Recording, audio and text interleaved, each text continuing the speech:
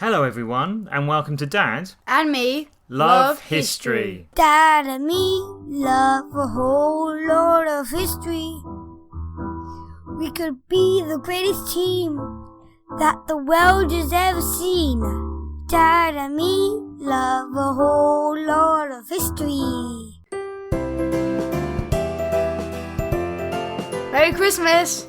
Yeah, Merry Christmas to everyone. If you're listening to this soon after we release it anyway, but I know thousands of listeners listen to it later on. So if you're listening to this in April or June or September, Merry Christmas anyway. Thank you everyone who has hit us up on our social media pages. Yeah, and a special thanks to Carleen Rowell and to Lovely Life, as they're called on social media, for the ideas that they've posted on our Facebook, Instagram and or Twitter pages. You'll hear some of your ideas coming to life soon.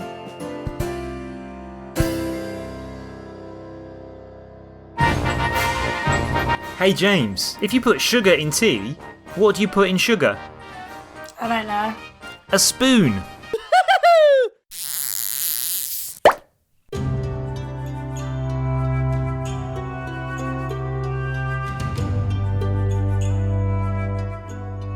Today we are sweet.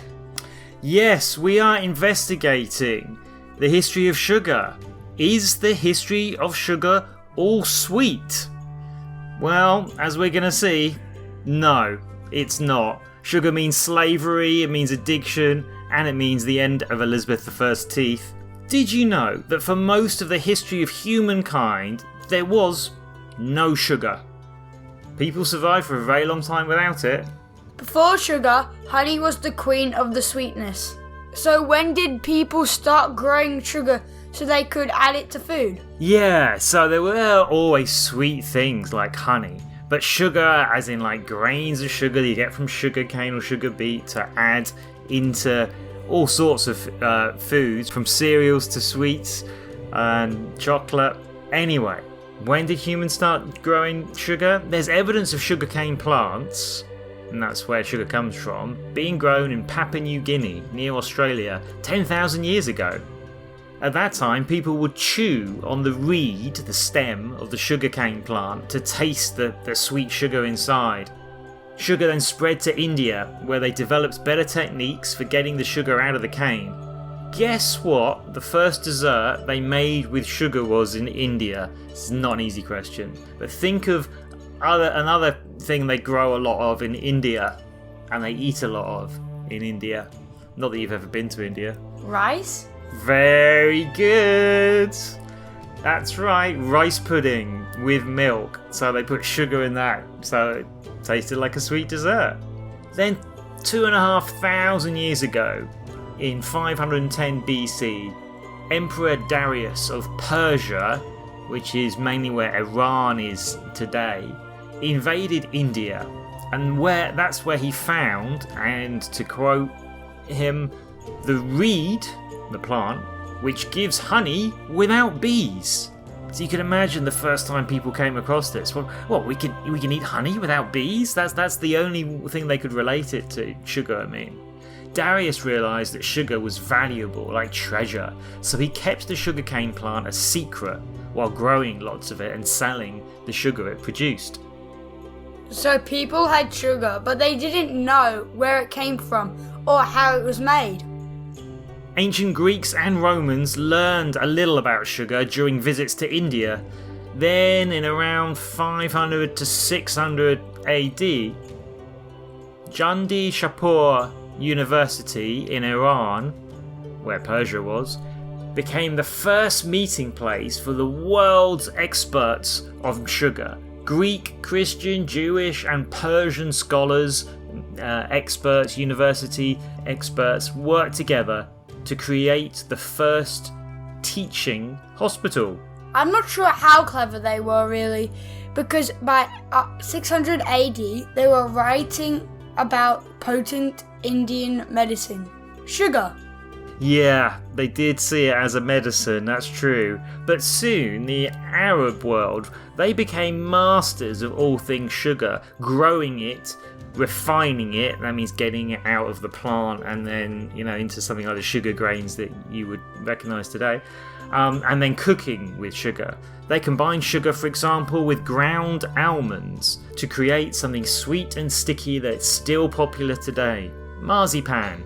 Sugar then became very popular at wealthy people's dinner parties.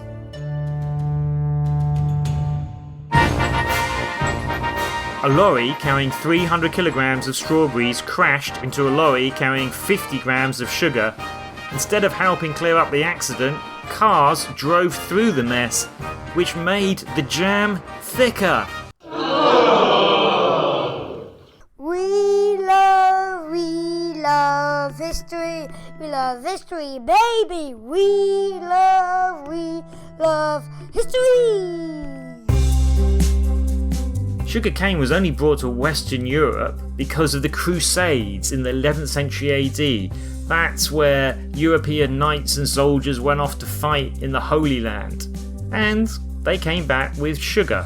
So the very first record we have of sugar being in England was in 1069 AD. Fast forward 400 and something years, and then Columbus sailed to the Americas in the 1490s, and he took sugarcane plants with him, and then would grow them in the Caribbean islands next to America. The climate there was great for the fast growth of sugarcane plants. But then things turned in an evil direction. Yeah, the Portuguese, among other European countries, were building an empire. Portugal's empire included Brazil, and they realised that the weather conditions in Brazil were also perfect for growing sugar on huge farms called plantations.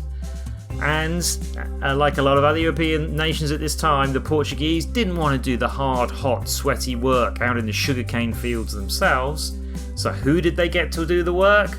Slaves from Africa. Yep, that's right.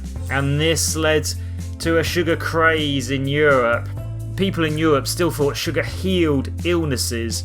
European experts, and this is quoting one of them from 500 years ago, thought that it cleans the blood, strengthens body and mind, especially chest, lungs and throat, but also makes the teeth blunt and makes them decay, like fall apart. So they actually got one thing right. As a powder, sugar is good for the eyes. As a smoke, it is good for the common cold. So they'd actually smoke it to try and get rid of a cold.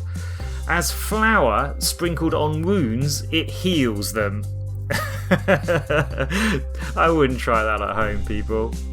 By the 1600s, coffee, tea and chocolate have made their way to Europe, and people soon want sugar with their coffee, with their tea and with their chocolate, making sugar even more popular.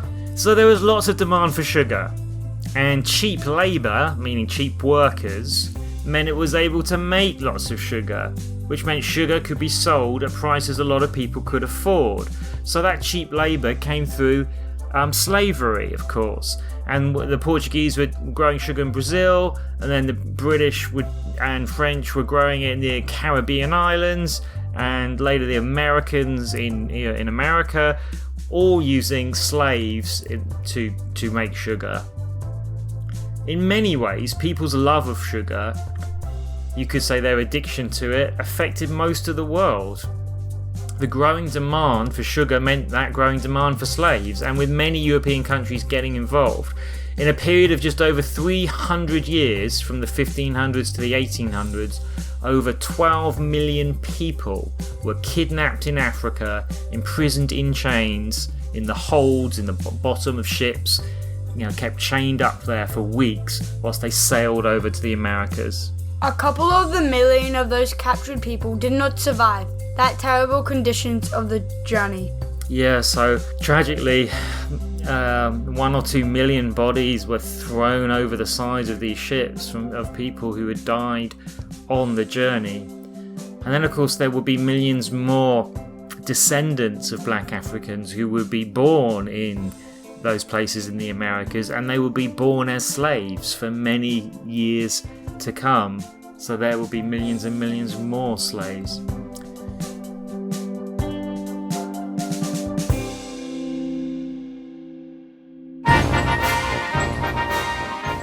Oh gosh, James, in doing research for this podcast about the history of sugar, I've read so much about the bad influence of sugar. Guess what I've decided to do? What? Read less.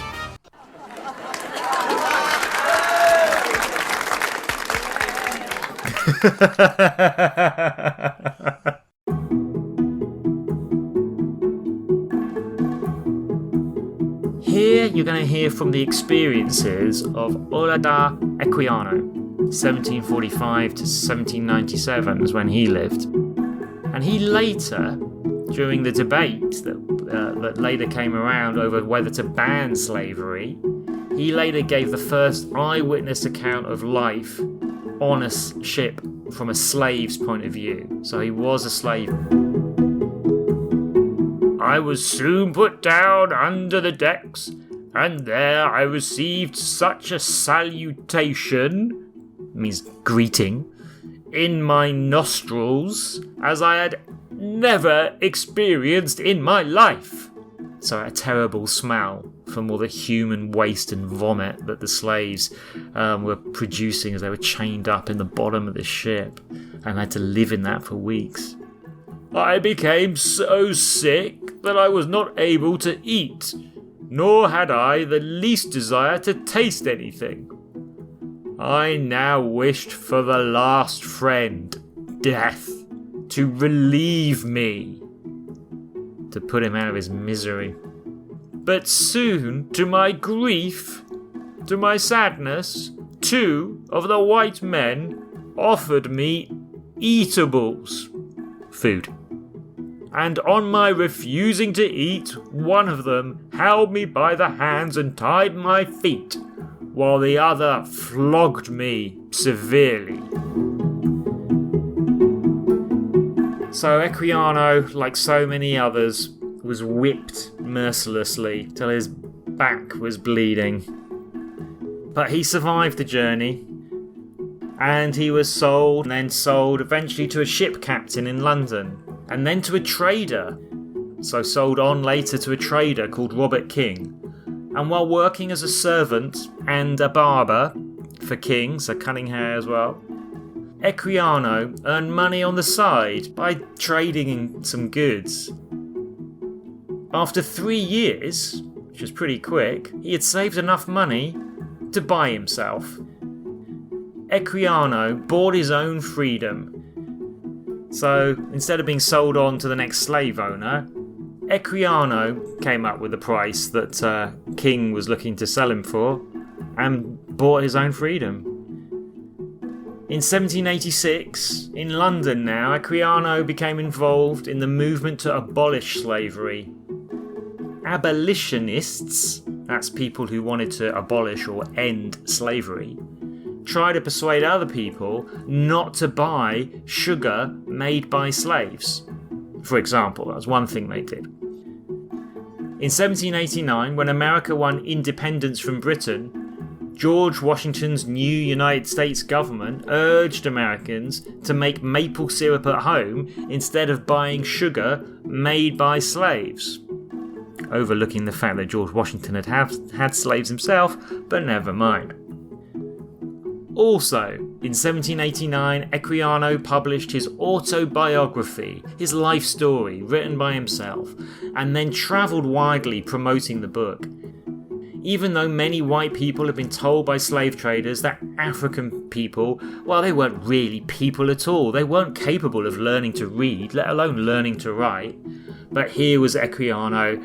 He had educated himself to a very high degree, obviously proving that all that nonsense wrong. And the book became a bestseller, which helped the abolitionists and others to hear about the experiences from a slave himself. People really didn't believe the kind of rumours so much until they actually saw a book that was written by a former slave. And sales from the book made Equiano a wealthy man. Once the slaves were working in Brazil or the Caribbean islands or America, they still suffered terrible lives of long hours of work in poor conditions, with harsh punishments whenever the slave's master felt like it. Even when the British set free the slaves within their empire in 1834, The freed slaves received nothing in terms of like compensation, any money to help them. But guess what? The slave owners, they were given money in compensation.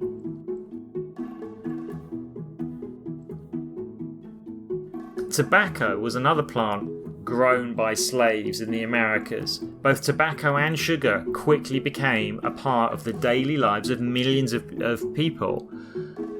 Both tobacco and sugar, of course, would lead to addictions and health problems that continue through to this day.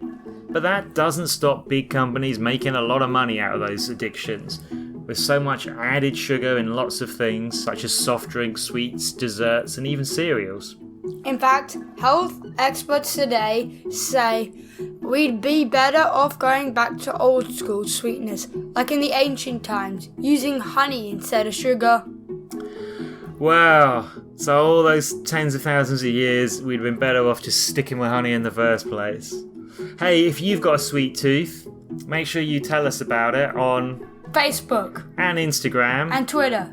And please share our podcast on social media and rate and review us on Apple Podcasts or wherever you listen. Bye from now. From Dad and me, love history. Dad and me love a whole lot of history. We could be the greatest team that the world has ever seen. Dad and me love a whole lot of history. Here are some questions to see how well you understood today's episode. Number 1. Which country near Australia is where we think sugar canes first grew? Number 2. Which Persian leader discovered sugar in India and then kept how it was made a secret? Number 3. Who took sugar to America or the Caribbean islands? Number 4. Who invented marzipan? Number 5. Explain what impact sugar had on the slaves. Oh, that's a tricky one. Finally, number 6. Why do you think Equiano is famous?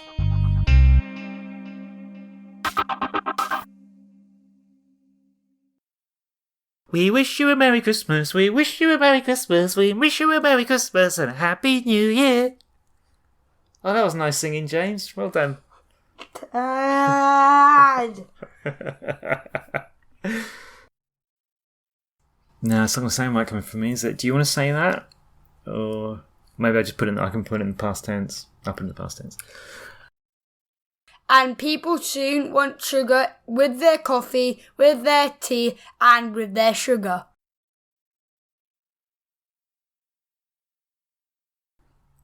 Why does... Sorry, it's not does, is it? Hey, James, why do the Norwegians put sugar on their pillow? I don't know. Why do they put sugar on their pillow? To have sweet dreams. It's got nothing to do with the Norwegians. That's exactly what I've just realised. Why Norwegians? Somebody tell us. Write in and tell us why Norwegians. I just found that on the internet. After 65 years of marriage, my grandpa still called Grandma honey, sweetie, baby and sugar. So I asked him for the secret to keep love alive so long. He said, I forgot her name 10 years ago and I'm afraid to ask. Oh dear, James doesn't like any of my jokes. A lorry carrying 300 kilograms of strawberries crashed into a lorry carrying 50 grams of sugar. Instead of helping clear up the accident, cars drove through the mess, which made the jam thicker. Do you know how you make jam? You know what the ingredients are in jam? Sugar. That's all I got. You can throw your one in if you want.